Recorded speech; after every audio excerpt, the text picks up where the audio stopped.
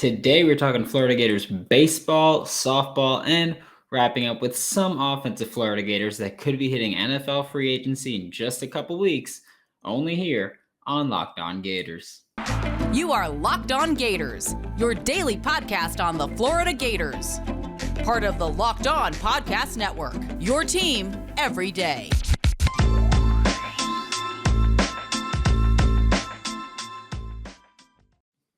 Hello and welcome back to another episode of Locked On Gators, part of the Locked On Podcast Network, your team every day. Thanks for making Locked On Gators your first listen of the day. We are available daily and free wherever you listen to podcasts. Happy Friday. I am Brandon Olson. Twitter is WNS_Brandon. Find all my written work with Whole Nine Sports. And I'm going to get right into it because it is officially, as of today, it is officially baseball season in Gainesville. The Florida Gators start their season today, and they're opening the season with a 3-game series versus Liberty that starts tonight at 7 Eastern time. There is a game tomorrow at 4 Eastern and Sunday at noon Eastern time, and I'm excited for it. I don't even watch professional baseball really. Like, I'm a Mets fan, but I watch games when I go. Aside from that, I don't wake up. But Florida baseball, Florida softball, I actually get to watch, and I actually do watch frequently. So love that. But the rotation for the weekend will start with Hunter Barco on Friday, followed by Timmy Manning on Saturday. So Hunter Barco today, Timmy Manning tomorrow, and Pierce Coppola on Sunday. Meaning that the Gators, I believe for the first time in Florida history, are starting 3 different left-handed pitchers in the rotation to start this season, and that's just phenomenal. Hunter Barco is the number 7 2022 MLB draft prospect according to Baseball America, number 14 according to D1 Baseball, and I love him. In 2 seasons for the Gators, Barco has a 12-3 record with a 3.52 ERA, along with 120 strikeouts. But I'm very excited for Hunter Barco because I liked him last year. And if you listen to the Locked On Gators last year, you would know that I liked him last year. But I'm very excited to see him this year because he is the ace this year. He's got to be the guy with Tommy Mace, the ace, gone, which sucks. That's unfortunate. But hey, love him. It's Hunter Barco's time. He's probably also going to find himself being a pretty dang high draft pick in the 2022 MLB draft. Timmy Manning is coming in as a little bit of an unknown. You know, he pitched just 15 innings last year. He had a 6.6 ERA. He had 16 strikeouts in that time and a whip of 1.73. And if you don't know what whip is, walks and hits per innings pitched. I don't know how much you listen to baseball. I don't know how much you watch baseball, but here we go. We're going to talk about it. Pierce Coppola is someone that I'm very excited to see because he is a complete unknown, and that is always exciting. You guys know I'm a big draft fan, so when we talk about unknowns, you don't get more unknown than draft, and I'm very happy with Pierce Coppola to watch him because I've seen what I could, I've looked up what I could, and I found what I could, and all signs point to him being a freak, and I love that. All signs point to him just being awesome, and I can't wait. He's a 6'8" left-handed pitcher that throws a fastball that tops out at 94 miles per hour. And by the way, based on his, I guess, measurements over the past 2 years, that's improved 3 miles per hour, which doesn't sound like a ton to be like, oh yeah, 3 miles per hour, who cares? That's 91 to 94. It's a lot harder to hit a 94 mile per hour fastball. So Pierce Coppola is someone that I'm very excited to see him pitch. I can't wait to see how he performs for Florida. You know, he's a Jersey kid, so he ain't that far from me right here. But yeah, 94 mile per hour fastball is awesome. That is MLB speed right there, and he's got room to improve. I'm not big on mechanics, but when I watch him, I could tell that there's a little wonkiness to him, and if he could tighten that up, probably pick up that miles per hour a little bit more. And I mean, just as he'll get naturally stronger. So I can't wait for it. But he's also got he pitches a slurve, which is awesome. Favorite pitch in MLB The Show to throw. And a changeup, which I haven't been able to find a speed on the changeup. But I mean, if he's dropping that thing into 70s, with a 94 mile per hour fastball, he'll be dangerous to just try to hit against. He's going to be freaky. So I'm very excited for the rotation early on for position players. If you listened to Locked On Gators last year, you know that I'll say my favorite player from the team is gone, or definitely my favorite position player from the team is no longer a Florida Gator because Nathan Hickey is gone. He will be missed. I know that I miss him already. I was a big fan of his last year. And I mean, I'm glad that he's going to be playing for the Boston Red Sox. If baseball ever comes back, yesterday the meetings took 15 minutes before they ended them. So that was really, I'm sure that was super productive. And Nathan Hickey, he left after signing a $1 million signing bonus, which is $590,000 higher than his slot value, which is awesome for him. The Red Sox did also draft another Florida Gator in Judd Fabian, but he reportedly asked for $3 million as a signing bonus, and the Red Sox did not want to give him that. So he was like, okay, then I'm going to skedaddle on back to Gainesville. And I know that we spoke about this kind of frequently last year. The reason that Judd Fabian asked for such a high signing bonus was because he did want to play with his brother Derek, who is in Gainesville right now. They will play together as of today. But he did want to play with Derek, and he was like, look, if I can – he was pretty much just like, if I can get the bag, then I'll get the bag and I won't come to Gainesville. But if I don't get the bag, then I want to play with my brother. Because, again, this is possibly his last opportunity to do so. We don't know how either of them will work out as pros. We don't know how much control they'll have, especially with the new CBA being up in the air. And minors don't even get me started on how screwed over minor league baseball players are. But with Judd Fabian, he's back. His brother, Derek Fabian, is here as a freshman. Both will likely be in the opening day starting lineup. I'm recording this on Thursday evening, and no lineup has been brought out yet, so we don't know who will definitely start, but I'm assuming that Judd Fabian and Derek Fabian will both be in the lineup. I'm assuming Judd is going to be at center field and Derek's going to be at third base. Aside from Derek, though, pretty much every position player that's going to play significant time was here, or that we'll see like an opening day and probably the opening 2 or 3 days. They were here last year, so that there's not a ton of question marks, which is fun. Though I will say that there are guys like Kendrick Kalilau and Matt Gousset and Wyatt Langford, where it's like I'm curious to see how they will perform in these more expanded and more consistent roles for the 2022 squad. Just because, we saw them last year, and like Kendrick Kalilau bat over, I believe he was a 301 batting average last year. And it's like, that's great, but can you sustain that while playing pretty much every game and being a very consistent player? And Mac, he played well last year, but Nathan Hickey started most of the games at catcher. He played a little bit of first, a little bit of third, but for the most part, it was Nathan Hickey at catcher and not Mac. So we'll see. And Wyatt Langford is another player who did perform well while he played, but he didn't play a ton. I believe Wyatt Langford had a 250 batting average last year. So we'll see. But it's Florida Gators baseball, so it's time to be excited. Anybody else make money this past weekend or this week? Because I know I didn't. Saturday, went on a little bit of a heater. Sunday, Super Bowl ruined my life. And every day this week has not been great. Not great, Bob. Not great. Obviously, Florida has not contributed to helping me much at all, but c'est la vie. BetOnline.net even covers award shows, TV shows, and reality TV with real-time updated odds and props on almost anything you can get and you can imagine. It's the best way to place your bets, and it's 100% free to sign up. Head to the website or use your mobile device, which is, you guys know, always how I bet, to get started. It's really just amazing. BetOnline.net, it's where the game starts. And thanks again for making Locked On Gators your first listen of the day. We are available daily and free wherever you listen to the podcast. Be sure to subscribe to the YouTube channel. We're doing some exclusive YouTube stuff there, so it's going to be really fun. We're going to get into it. But first, right now, softball time.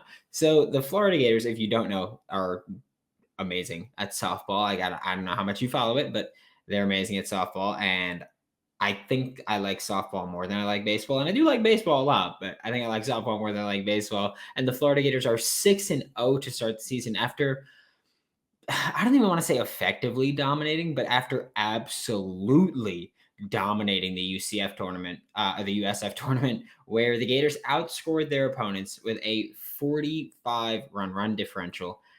They outscored their opponents 47-2 through the first 5 games of the year. Just absolute dominance.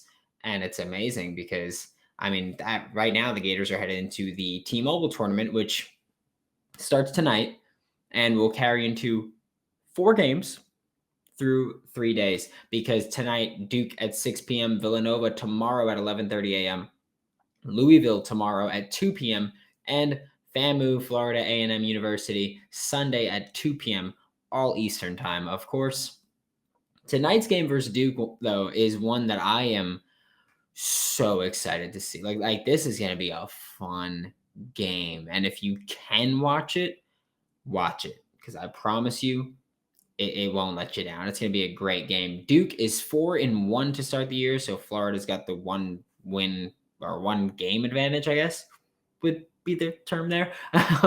Duke is 4-1 to start the year. Their only loss, though, was an 8-7 loss against number 21 Arizona State, which, by the way, they are going through it right now in Tempe, right? Ooh, sheesh, Jaden Daniels stuff going on. But Duke has their one loss. It was an 8-7 loss to number 21 Arizona State. And you can't even be like, oh, the one time they played a ranked team, they lost, because Duke beat number 5 Oklahoma State. And not only did they beat Oklahoma State, number 5 Oklahoma State, they shut them out. They won 4-0. That being said, though, I'm taking the Gators. Like, first of all, we are way too early in the season for me to give up any hope on the Gators, and also they are just undefeated right now. They are freaks of nature right now. I think my favorite part of the team, though, right now is that it's not like it's not an individual going off. It's the entire pitching staff is annihilating everything in sight. Like just killing everything in sight. The team ERA is 0.18. That is insane, because they've allowed 2 runs thus far, but only one of them was earned, so their ERA is 0.18. Even if they allowed the other one, it'd be 0.36. And really, that is just as absurd. But no, it's going to be a wild battle, I think, because you look at Florida and you look at Duke right now, and Duke averages over 8 runs per game, which is great. Like, they're putting up a ton of runs. So is Florida putting up a ton of runs as well. But Florida's pitching staff has been lights freaking out to this point. Duke has an ERA of 2.19, which is good. Like, that's a great ERA to have. But Florida's just, I don't even know what the term could be to really explain just how freaky the Florida Gators pitching staff has been to this point. Like it's just insane. But if Florida can pick up a couple of runs and their pitching staff can just do their thing, really, I think it's a great matchup for Florida. You know, I think both teams are capable of kind of putting points up or putting runs up on the board. But I think that when you look at Florida, you go, well, there's not a weak spot on this team. I'm not saying there's a weak spot in Duke, but there isn't a weak spot for Florida right now. Like, just to start the year, they're clicking on all cylinders, which I guess would be the proper term to use there, where they are just dominating right now. And you know, a lot can be said for how talent matches up, but if you've never played like a team sport, if you're ever on a team where things are clicking for everyone as a unit, it's an unreal feeling. Like, confidence wise, momentum wise, it is unreal. And that's what Florida is going through right now to start the year. I think that they're pretty pissed that last year ended the way it ended for them. And I think that they're coming back with a vengeance right here. And there's no type of hangover. There's nothing. There's just dubs. Like, on the offensive side of the team, there's just so many Gators contributing in so many different ways too. I think that's the thing where it's like, well, even if one player slows down, that's not going to kill the team. Like, even if one or two players slows down, that's not going to kill the team because everybody is clicking right now. So there's so many players that can pick up the slack right now. Like, you got Cheyenne Lindsay and Reagan Walker both have eight RBIs to this point. They're tied for the team lead with 8 RBIs each. Emily Wilkie and Hannah Adams, they're drawing walks incessantly, working the count like freaks. And I mean, that's big. I'm a big work the count person where it's like, hey, if you could tire out the opposing pitcher, get them while they're weak, and then force them to change pitchers and then work the count again. And so I'm big on that. So Emily Wilkie and Hannah Adams are doing great things there for my brand. And they're getting on base with ease by just getting walked like consistently is the impressive thing. Kendra Falby and Skylar Wallace. Now, these two ladies are what would be the good aggressive? There we go. They are aggressive. Like, you ever played MLB The Show and it's like, oh, like base running aggressiveness? Kendra Falby, Skylar Wallace, 99. Like, they're just so aggressively attacking the base paths. They're combining for 11 steals on 11 steal attempts. And I mean, it's just so aggressive. I love it. It's just like we're just gonna punch you in the mouth, punch you in the mouth, punch you in the mouth. And they're also like batting just phenomenally. Kendra's batting 529 to start the year, and Skylar's batting 389 to start the year so far. So just both sides, this team is just playing ridiculously. I think that this is a softball World Series team right here. Like this is a championship team that we're looking at, and I am so excited to be along for the ride. It's the new year, so that means it's New Year's resolution time. If yours is about getting fit, eating healthier, doing whatever, just make sure you include Built Bar in your plan. I'm really bad at keeping mine. We all know this. I got a sweet tooth. I do this bad thing. I do this bad. My neighbor is a baker and brings me like brownies and cookies all the time, and they're the worst for that, and they know it. But I love them. Every year, my weakness is the sweet tooth. But with Built Bar, that's not really that much of an issue anymore. You know, it's already coated in 100% chocolate. It tastes delicious. Most bars have 130 calories-ish and just 4 net carbs, along with 17 grams of protein in a lot of them. So throw out the hidden stashes, the Reese's in the desk drawer, the Kit Kat in the cupboard. Just get Built Bar so you don't have to sneak around. Built Bar is always coming out with new limited time flavors so that you'll never get bored. Use promo code LOCKED15 to get 15% off of your next order. That is LOCKED, LOCKED 15 to get 15% off of your next order at Built or BuiltBar.com. To wrap up today's show, we were talking about some Florida Gators offensive players that could be hitting NFL free agency soon. If you missed yesterday's episode, we talked about defensive Florida Gators that could be hitting NFL free agency. Joe Hayden, Dante Fowler Jr., who got released, so we'll be hitting free agency, all that fun stuff. Not going to spoil the rest, but we're going to look at offensive players, which not as many. Like yesterday, I had to pick and choose which defensive players. Today, I got to talk about all 4 offensive players, unless you want to count the other 2 that were Florida Gators transfers in Cam Newton and Jacoby Brissett, but I'm not for this purpose. I will go very in-depth on free agency as time comes up, and I will talk about them. But for today, we got 4 of the 17 impending free agents that were Florida Gators, and all 4 of these are offensive. They are the only 4 offensive Gators. And first up is Trent Brown, because Trent Brown at one point was the highest paid tackle in the NFL after his first stint with the Patriots. He went to the Raiders, and then now he's back on the Patriots, and his contract is expiring. He has struggled with consistency in recent years. He struggled with his weight dating back to his college days. He struggled with injuries to start this season. And he's someone who's a very interesting case because throughout his career, he's gone from, you look at the end of his first stint with the Patriots, absolutely dominant.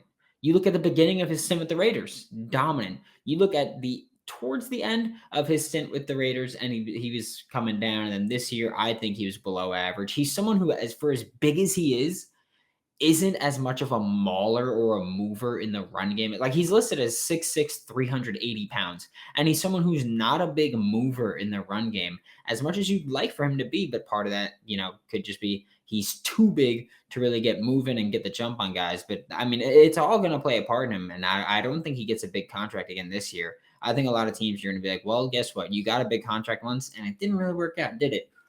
So Trent Brown, not looking super great for him. The next guy is Demarcus Robinson, who he was a Kansas City Chiefs receiver for his career. He was less involved in the offense this year than ever before, even though he played pretty much the same number of snaps. But you could attribute that to a few things. More design touches for Mecole Hardman, Travis Kelce just going full beast mode, Tyreek Hill, everybody. The running backs getting involved, like Jet McKinnon coming out of nowhere. But there were certain times where this offense kind of relied on Demarcus Robinson. You look at week 18, you look at the wild card round. He was heavily targeted in this offense. He was heavily relied upon. And you look at the Steelers game in week 18, where he had a big catch and a big run. And I think it was his longest catch of the year, where he's proven he can make plays. But the Chiefs offense is so much of off schedule stuff or designed touches. So, I mean, it's hard to just be a receiver in that offense if your name's not Tyreek Hill, Travis Kelce, or Mecole Hardman. He did clean up his drops this year, Demarcus Robinson. He's become a player that I think is focused, that has become more focused on just being like a do your job kind of guy where, if he's asked to run block or pass block, which he did do this year, he can do that. Like do it well. If you're asked to be a focal point of the offense for a drive or whatever, do it well. And I think a team somewhere will look at Demarcus Robinson, look at his body of work in the NFL and say, look, he'll never be a wide receiver 1, but he could be a wide receiver 3 or a wide receiver 4 in our offense and contribute more, where it's less design touches and more about if you're good enough, you'll just get you'll just get open and they'll find you. Where again, with the Chiefs, a lot of it is, we're going to take a deep shot here. We're going to do jet touch pass here. We're going to run a shovel option here that counts as a pass. We're going to do whatever. We're going to get the ball to Travis Kelce here. So much of it is just like, we're doing this, now do it. And I think Demarcus Robinson would thrive in an offense where it's just a quarterback is going to make his reads and try to hit the open man. I'm not saying Patrick Mahomes doesn't, but this offense allows a lot less freedom with things like that, I think. And then next up is Fred Johnson, who, I mean, I know that a lot of people are like, okay, who cares? Fred Johnson, the NFL career is not done for him. I know he didn't play much this year, but this season he did play both tackle spots, and he played right guard a bit. And when he did play, he wasn't awful. He wasn't super great, but he wasn't awful. And I think NFL teams are going to look at him and say, look, at the very worst, we know he's a proven swing tackle that could be a backup. He could be our 6th or 7th lineman, and he can be used. So he'll have a job at the end of the day. And I'm wrapping up with one of my favorite Gators offensive linemen of all time. 3 offensive linemen on this list. I didn't even realize that until just now. But Max Garcia, who is, I know for a lot of people, that's like, wow, I haven't heard that name in years. But he's another Gators offensive lineman that'll still be in the NFL next year and probably for the next couple of years, because I think he'll get a multi-year contract. He played 864 snaps for the Cardinals this year. And I mean, he played both center and guard. And while there were games where he did really struggle, i.e. Aaron Donald feasted the second and third times that he played against Max Garcia. First one, was Max Garcia's, I'll say his performance, given the talent he was facing. The first game against the Rams this year was probably Max Garcia's best game, maybe of his career. But for most of the season, Max Garcia was relatively consistent and reliable. And while I'm not sure that he'll be a starter, I'm not sure if I'd be comfortable with him being a starter next year. I think he's earned a spot in the league for a couple of years. I think he's going to get a 2 or 3 year deal. And even if he's a backup, it's not going to be a big money deal. So he's still going to be a bit of a bargain there. But Max Garcia has extended his career just given his success this year. And I mean, if it's with the Cardinals, that wouldn't surprise me, especially because he's been working in their air raid offense. Or if another team wants to go more pass heavy, Max Garcia could find a role there also. Thanks for making Locked On Gators your first listen of the day. Every day we are available daily and free wherever you listen to the podcast. We'll be back Monday to talk more about our Florida Gators baseball, softball, basketball, women's basketball, football. It's going to be a lot. Like right now is the period where everything is happening at once. And so it's going to be really fun and awesome. I can't wait for it. For Locked On Gators, I'm Brandon Olson. Don't forget to follow me on Twitter at WNS_Brandon. You can find all of my written work with Whole Nine Sports. That is WHOLENIE Sports. And I will see you all Monday.